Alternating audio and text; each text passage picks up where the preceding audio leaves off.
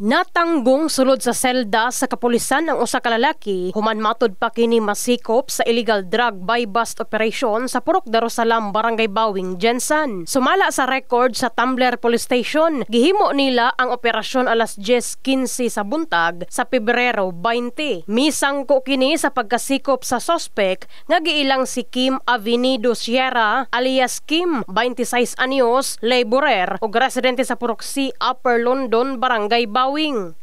Nagdulag bilyard. Kunit lang ang nagalit ito.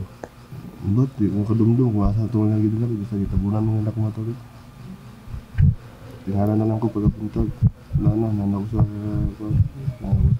Naimbol ako dati na. Pero karoon mo, ma'am, hindi na ko gagamit mo ko ma'am, pero yung na ako ilang pasigilan sa mga kakadala mo. Kanang libutan nila sa kulina ko.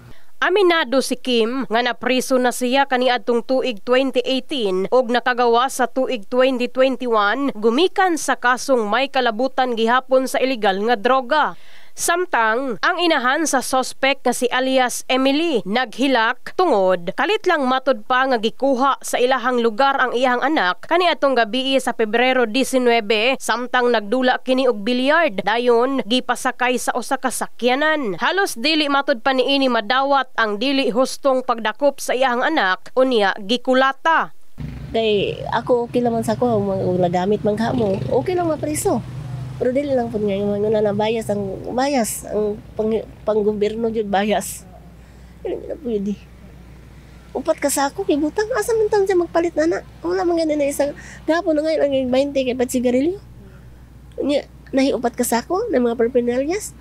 Nga dito pa yung sa minteryo. Magunsa mo kong anak sa minteryo. Nagsug kayo mo ng, dili ko, kapatid nila pang ikulata, tanawag mo, kita mo yun mo. Kita ang mata pati pula. Iwan ko taong anak ka. Masakit kaya kung lawas, ma. Magani ko nagpasakit ang anak. Isang yun na ako, anak ko yung kapasakit anak. Kaya mustaan kayo na siya. Isang yung pisang-misyoso magaling siya. Iwan ako na dinay. Hindi niyo na sa igunada nga. Sa bahin sa hepe sa Tumbler Police Station nga si Police Major Ayan Bagot, gimonitor nila ang lihok sa sospek human migawas ang pangalan niini nga nalambigit sa illegal nga droga. Undiin na-recover sa iyahang sa tuang operation no, na-confiscate ang more or less 15 grams shabu, street value niini, kini nga dangerous drugs no, worth 103,000 more or less.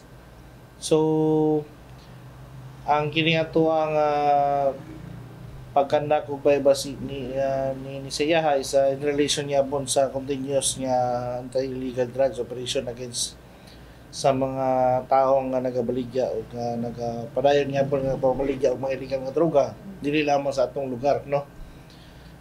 Na-recover sa iyang possession aside sa mga gilang droga, apil na niya ang gatong buy-bust money worth 1,000 pesos. Na po yung mga personal na belongings niya, no? Sa karon, giandam na sa kapulisan ang kaso nga kalabutan sa Republic Act 9165 on Comprehensive Dangerous Drugs Act of 2002 batok sa dinakpan. In the heart of changing lives, kini sa Brigada ay nami mogpon sa Brigada News Jensan. Brigada News.